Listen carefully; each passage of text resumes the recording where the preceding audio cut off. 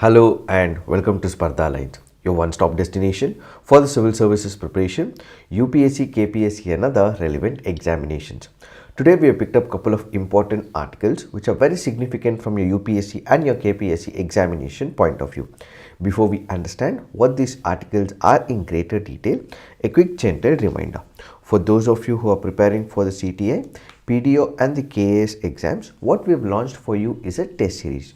As part of this test series, 2 tests were conducted earlier. Results will be announced shortly as well, and most of the students who did take up these tests did also benefit with the explanation video. And for those of you who were planning to but could not, would want to give it in the near future, we have a third chance for you, and that will be on 10th of December 2023, and this will be completely free of cost. So this is available both on the offline pattern as well as on the online pattern, and all that you have to do, link will be given in the description box. Give the necessary information and you would be able to take up this test, which is applicable for CTI, PDO and the KAS examinations. Let's get started and look into the first article. The first article says Glaciers shrank 1 meter a year in a decade, says the World Meteorological Department. This article here is speaking about 2 important concepts. The first is with respect to the disaster management.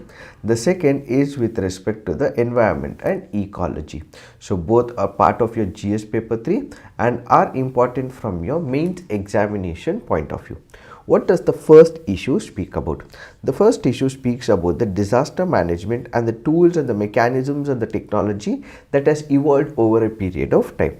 So the article emphasizes on the fact of usage of the technology and how this usage of the technology has reduced the number of deaths over a period of time. For example, if you consider, let's say in the year 1950 or in the year 1960 or subsequently in the year 1970, so on and so forth, did we have enough technology to understand and predict the cyclones much earlier? No. Did we have the technology to see what was happening from the satellite? No, we did not have any of these technologies. But with the increase of the technology, what we have been able to see and understand is that with the influence of the satellite technology, we know when the cyclone formation could take place.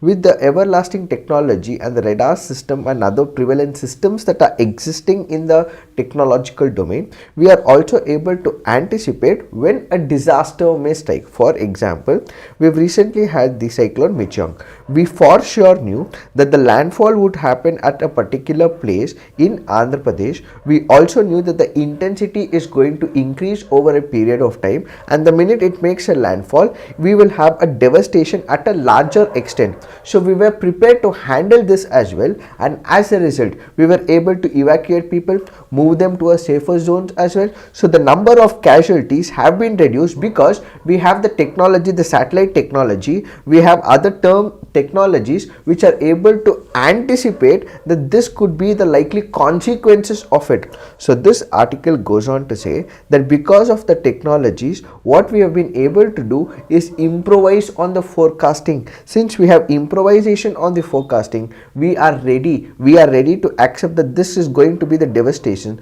So the casualties, the number of deaths, the economic losses have been reduced, says this article. So basically the 2011-20 decade was the first time since 1950 where there was not a single short-term event with 10,000 deaths or more. Why? That is because we were able to anticipate, we were able to forecast, we were able to make use of the technology. So this article says that when we speak about the World Meteorological Organization, it goes on to say because of the improvement in the early warning system driven by improvements in the forecasting and better disaster management in India, for instance, improvements in forecasting, cyclone formation and taking it to look at the reach have led to greater preparedness and evacuation, and we have been able to reduce the risk, says the World Meteorological Department. That is one part.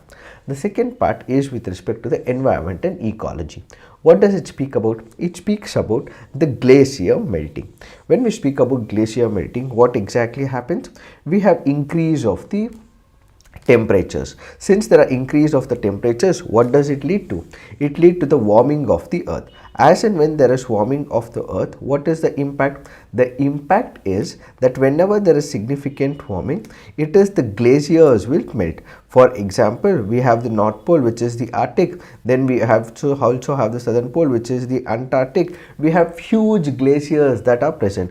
It is almost an entire continent of glaciers and ice that is present in this part. So what happens, as there is excessive temperature increase, there is warming potential which is also increased. So the glaciers are melting, and you have huge chunks of glacier which is breaking away from the continent, and ultimately they are getting dissolved in the water. And as and when these glaciers are melting, what would happen? There would obviously be increase in the sea level as well. So this is ultimately leading to sea erosion. So this land part which is present in the sea is being gobbled up by the sea. Why? Because there is excessive rise of the water.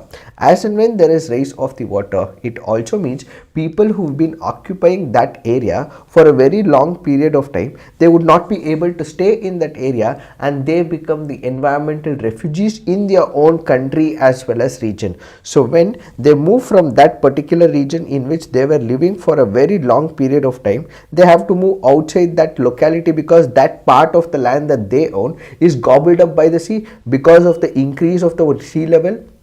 And now these people go and reach another place. So what do they become? They become environmental refugees. And when there are environmental refugees within their own country, there is same amount of resources that we have, but there is less land, same amount of resources. So the demand increases. As and when demand decreases, this could also lead to friction between people as well. And ultimately, there could be internal stability which will be restricted, internal stability which will be questioned. So the author in this, the article in this case also says that because of the glacier melting that is taking place because of the global warming, what we have been seeing is excessive glacier melting.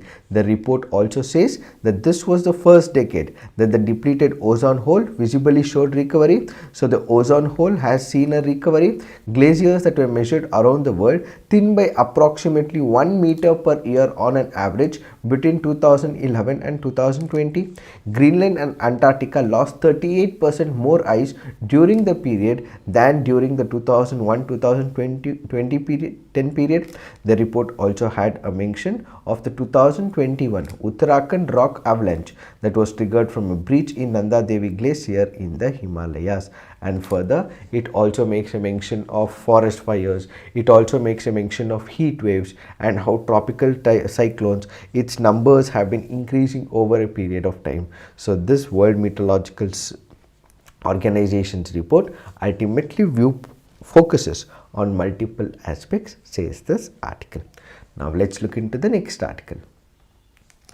This article says honest reckoning. What is this article speaking about?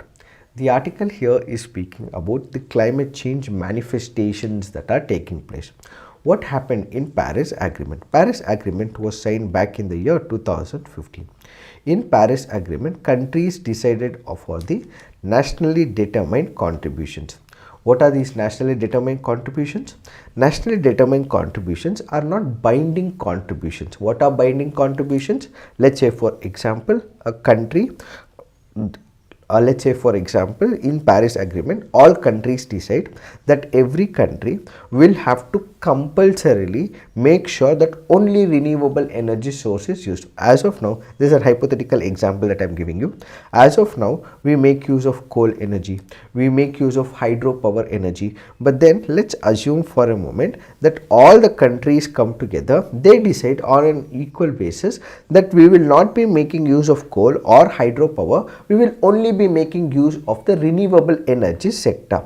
So when all countries decide and every other country has to compulsorily follow it, that is binding. What is NDC? This is where nationally determined contributions comes into picture, which is voluntary in nature and it is not binding commitment. What is this nationally determined contributions? There will be no imposition, there will be no restriction that will be laid, there will be no countries taking it on on themselves, but instead each of the country, on the will of the country, on a voluntary basis, they decide that they would want to take certain measures so that they can reduce the impact of the climate change manifestations. So in 2015, in the Paris Agreement, what countries decided was the basis of the nationally determined contributions. So there will be no binding commitment, there will be no imposition per se. Everything will happen on a voluntary basis, and when this is happening on a voluntary basis, countries will decide on their own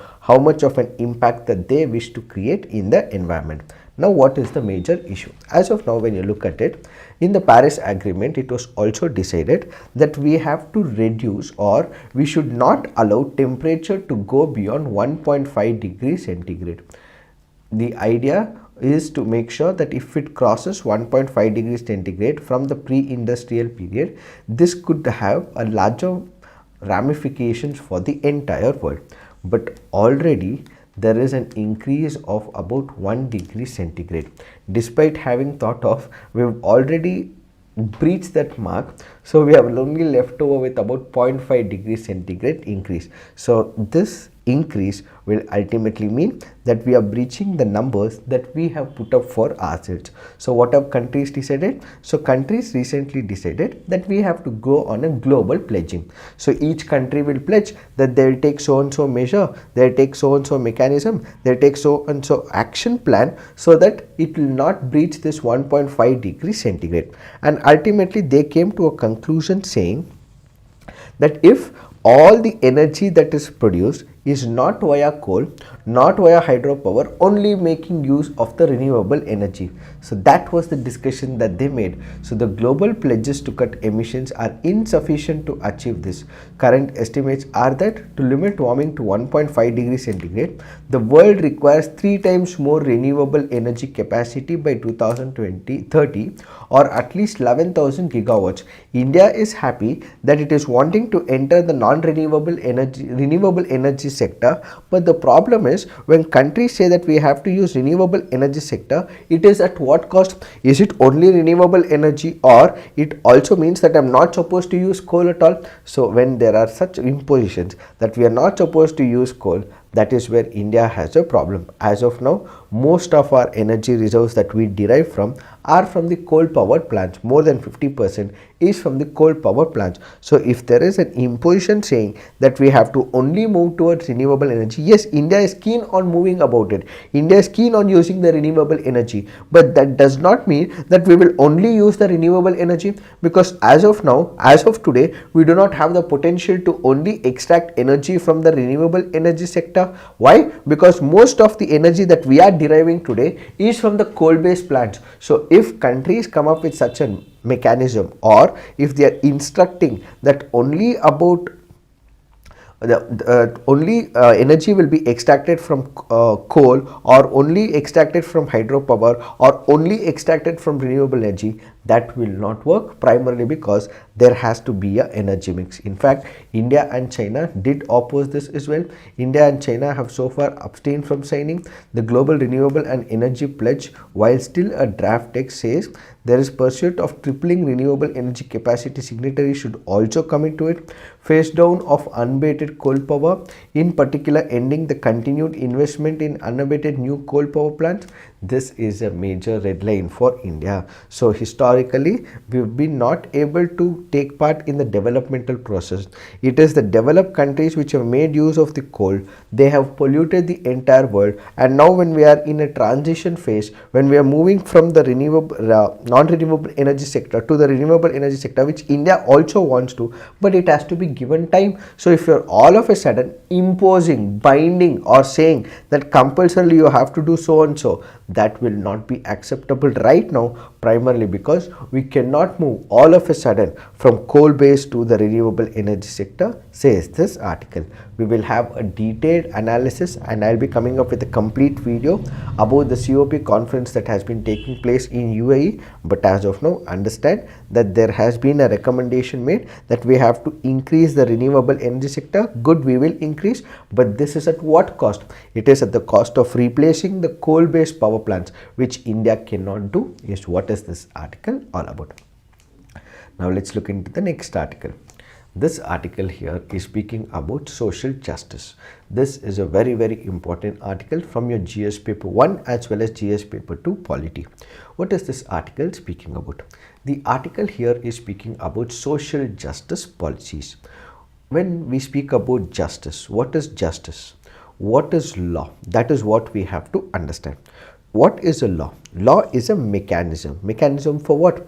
Mechanism to achieve justice. So law is a means, justice is an end. When I say justice, what do I mean by justice? It means egalitarian society has to be established. Justice also means that something righteous will have to reach the person who has become a victim of a particular time or circumstance. So justice can also be broken down into three compartments: social justice, economic justice, political justice.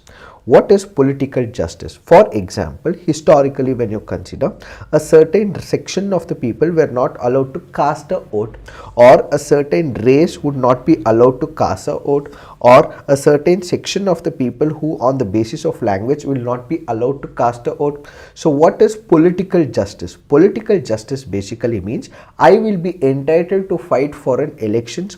I can fight in an elections irrespective of my gender, religion, caste, sex, so on and so forth, and I would also be entitled to vote as well. So political justice is me contesting the elections irrespective of my background and casting the vote irrespective of the background. That is political justice. Economic justice is that there is disparity. There is no parity in the system, there is no equality in the system, there is no egalitarianism in the system, and as a result, there is one section of the people who are sucking the blood out of the poor section of the people and they are growing rich day by day. The other section of the people are becoming poorer and poorer day in and day out despite putting all the efforts that they possibly have, and that ultimately leads to what is called as economic exploitation. So in order to prevent this economic exploitation and to make sure that economically all sections of the people are empowered, what we have is economic justice. The third most important concept is the social justice. Justice that has to be delivered in the society on the societal terms. What do we understand? In society, there can be people from one caste, there can be people from one religion, there can be people from one race, there can be people from one language, there can be people from different language. So there are myriad cultures, myriad languages, myriad religions, race, so on and so forth. So in society, when we are existing as a individual who is part of the society, there should be no differentiation on the basis of caste, religion, race, caste, sex, so on and so forth. So social justice basically goes on to say that if there is a pre-existing differentiation on the basis of caste, where one caste is seen at an upper level, the other caste is put down and is not being respected, that has to be eliminated and all castes will have to be treated equally. Historically in India, what we had was a varnashrama system. According to this varnashrama system, a certain caste were treated as upper caste, a certain caste were treated as the lower caste, and they were not treated equally. It was the lower caste which were treated abysmally as well, and as a result, the so-called upper caste were dominating on the so-called lower caste, and the so-called lower caste did not have enough means and the opportunities as well, and as a result, what we have is issues that were created in the society. So one person within the upper caste was not treated equally to another person in the lower caste. So if you juxtapose equally, the balance was more in favor of the upper caste. The lower caste did not have any representation, he did not have any economic advantage, he did want to study but he could not study. So there was clear-cut differentiation that was taking place, and as a result, one section of the people had become economically prosperous, the other section had become economically weaker as well. They had political awareness on one side, they did not have political awareness on the other side. So social justice wanted to ensure that all these differences that were existing is ultimately bridged and we establish an egalitarian society. So according to Ambedkar, social justice basically stands for equality, liberty and fraternity among the entire section of the people.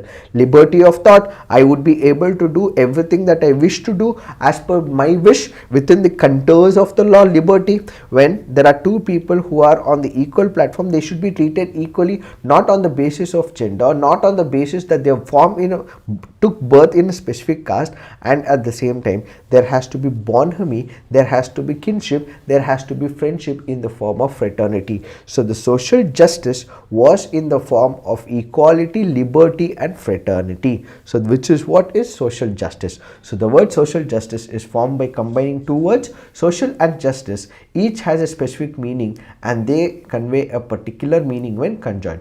According to John Rawls, the concept of social justice is all social primary goods, liberty and opportunity, income and wealth and the basis of self-respect are to be distributed equally unless an unequal distribution of any or all of these goods is to the advantage of the least favored. So sorry, there is a twice we have copied this. So basically when we speak about social justice, it clearly emphasizes on these three aspects. So if we speak about these three aspects, what are the three aspects that we speak of? One is liberty, the other is equality, the third happens to be fraternity. When we speak about liberty, it also has a broader picture. Firstly, there should be social equality, then there has to be economic security, and third, knowledge must be made available to all individuals. In the modern complex world, man lives at his peril and must find his way in it without losing his freedom. So these are the principles that needs to be followed. So liberty has these three principles, and then we have equality, and ultimately what we require is brotherhood, and this brotherhood is ultimately for all sections of the people. So the aim of the social justice is to remove inequalities based on sex, race, caste, power, position as well as wealth. That is the meaning of social justice. What this article primarily focuses on is that when we look at the Constitution of India, it speaks about political justice, it speaks about economic justice, it also speaks about social justice as well. So the Constitution clearly demarcates and says that what we require is social justice. But is it being provided in the neoliberal society, in the market forces? No, says the author. So the social harmony and reforms that ensure dignity and self-respect to its participants, especially the historically deprived and socially marginalized people, is not present in the normal society, in the market forces, in the market corporate world. So the author goes on to say that in the capital world, where there are people who are becoming richer day by day and there are people who are becoming poorer day by day, certain section of the people are not even represented, but only tokenistic presence is given to such people in the areas of powers as well as privileges. So the control and hegemony of the conventional ruling class have been perpetuated without much disturbances, whereas the socially marginalized group have only managed to have a tokenistic presence in the domain of power and privileges. So historically, whosoever were the dominant, because they have huge weights of land, because they have the influence, they continue to hold and wield the power. But those marginalized are slightly empowered, but they're not completely empowered, and they do not still have the powers or the domains and the privileges that is provided to the earlier rich class. So the author goes on to say that legacy even now continues as well, and Dalits and the Adivasis are still not able to get the right representation in the areas of the powers. It is well documented that the neoliberal market is alien to such ethical values and overtly celebrates the exclusive control of few corporate bodies and businessmen over capitalist development. Such a distancing of the market from social responsibilities, especially it neglects towards the aspirations and demands of Dalits and Adivasis, have made the market enterprise more exploitative and closer to a crony capitalist mode, which means that there is crony capitalism. So further it is alienating another section of the people. Let's say for example we have the Adivasi rights. The Adivasi rights are getting exploited by whom? By those who would want to take out minerals in the forest areas. So they are extracting minerals or making use of the forest products at the cost of the Adivasi rights. So what is happening there? Crony capitalism. Few people are getting benefited, but the tribals are as a whole are the major sufferers. And similarly in the power circles, in the political arena, in the business arena, it is the advantage the privileged class who have been able to make and make the money and extract all the benefits out of it, the so-called Dalits are still not able to make any amount of money, or they are not able to derive economic advantages, primarily because it is few privileged class who are making the money, but unfortunately the Dalits are not making any money is another major issue. So the Adivasi concerns to protect their habitats, ecological order, cultural autonomy must be addressed while endorsing the fact about the market economy's inviolability. Therefore, it is necessary that the current phase of economic development, technological innovations and the expansion of the market economy should be directed towards Dalit and Adivasi groups as influential arbitrators in the neoliberal discourse. So, the new framework of social justice must ensure that an impressive class among Dalits and Adivasi emerges as the leaders, business and entrepreneurs. So as much as the so-called advanced class have been able to make the money out of it, similarly support will have to be given to the Adivasis. They have to be given the support, and the Dalits will also have to be provided economic support by the government when they are able to evolve over a period of time. They are able to reach the upper barriers of economic prosperity. That is when the real meaning of social justice comes into picture, says the author. Dalit Adivasi groups as the passive recipient of the state's welfare packages as of now is the only means, but the real empowerment comes when they are able to stand up equally on an equal footing with other advantaged economically prosperous groups, says the author. So as of now, everything is being provided by the state, but the real empowerment comes when they are actually empowered to take on the roles like in the corporate sector and also in the other areas as well, says the author. And that is the real meaning of social justice according to the author. Now let's look into the next article. This article says the journey towards a plastic free world. The article here is speaking about how we can bring an end to the plastic. When we speak about plastic, it has its own share of harmful effects on the environment, effects on the humans, disturbs the food chain, it has effects on the land. Whenever the plastic is present, it ultimately enters into the land area, is present in the area for a very long period of time, and ultimately seeps into the groundwater as well. The same groundwater is consumed by us. It also has chemicals as well. This will hurt the health of the human beings. It affects the groundwater, it affects the air, it affects the animals.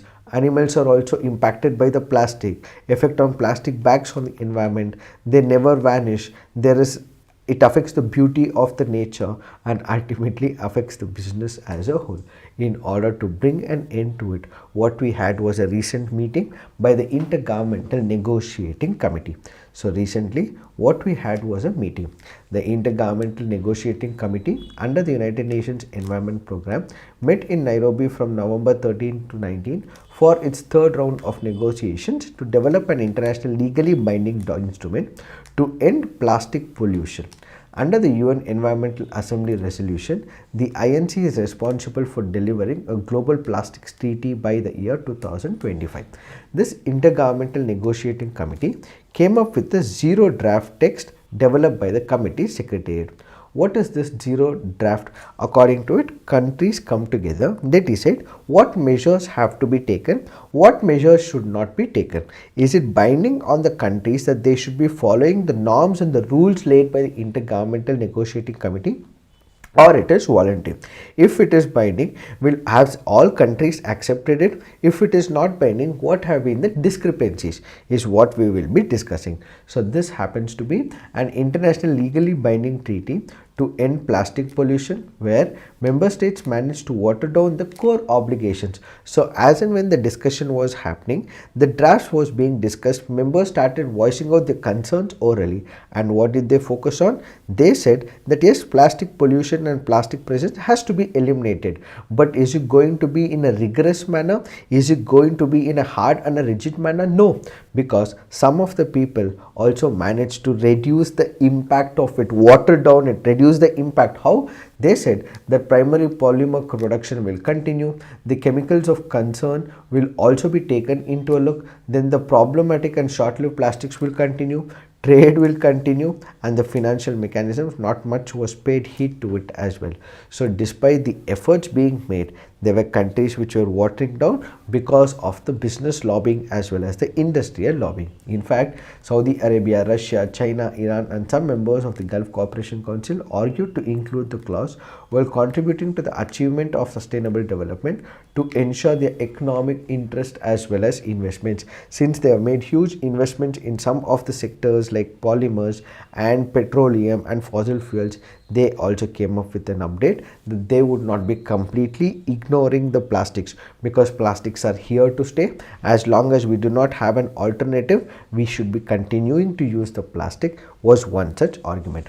Some member states also submitted to even discuss reducing plastic production was completely out of the scope of the mandate of the UNEA resolution. So they said that since this environmental group UNEA did not speak about restricting the plastic, why are we even speaking about it? Why are we even discussing about it? We are not going to end the plastic usage completely as long as we do not have an alternative. The zero draft contains options such as imposing a plastic pollution fee to be paid by the plastic polymer producers and another on reducing the financial flow into the projects with high carbon print. But the same group of like-minded countries demanded that these provisions be deleted altogether. So on one side, what they wanted to do was impose a fee if there were countries or companies which are manufacturing plastic polymer producers. There were companies which are manufacturing plastic. So for all those that are producing a particular type of plastic which is banned, for such companies, what we can impose is a fee or a tax set few countries. But other set of countries also objected to it, throwing that there is a strong business lobbying group. Another crucial provision, that same bloc argued against the trade in polymers, chemicals, plastic products and waste.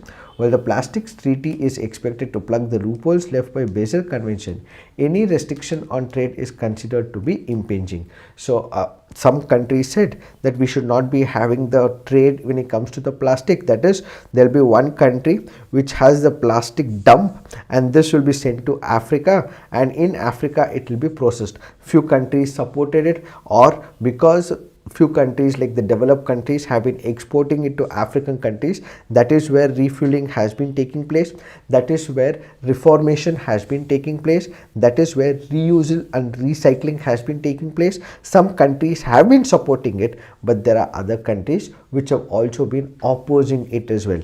They advocated for strong binding provisions for high impact elements in the treaty. Their submissions stood out from the rest as they championed the voices of the West speakers and indigenous people and approached the treaty from a human rights and public health perspective. However, the draft text has now tripled in size, with member states adding and deleting the text as befits their interest. So this basically means that countries did not have one holistic project or one holistic idea, but instead they went about giving their own perspective, and ultimately an objective criterion was not drawn. So this article basically goes on to say that since there was no objective criterion that was drawn, this also failed, says the author. So basically the author goes on to say that what we have to do is bridge the differences and ultimately come to a conclusion. We will not be able to entice all types of countries in this particular case. We will not be able to convince every country possible. So there should be a trade-off on one side. Countries will have to let go few parameters and they have to come to a conclusion so that this plastic pollution menace can be ultimately eliminated. So developed countries support, developed countries technological profits, developed countries money and financial mechanisms will all have to come into picture so that we can draw an objective criterion to it, is what is this article all about. Now let's look into the next article. This article says Nov.services PMI signals slowdown. Service sector drags over private sector activity to a 1-year low. New export orders for services firms grow at slowest pace, says the S&P's global survey. So the India's service sector momentum faltered to a 1-year low in the month of November as per S&P Global India. And when we look into what is this all about, Firms remain positive about the prospects in the year ahead. There are optimism fading in. Net employment at services expand at weakest pace since April, and strongest upturn in selling prices evident in finance. So this article says that the service sector is basically seeing a drop as well, and ultimately what we are witnessing is a major issue with respect to the service sector, and employment opportunities are being lost, says this article. It is this that we have to understand with respect to this article. So this is it for today. Thank you for watching. All the best.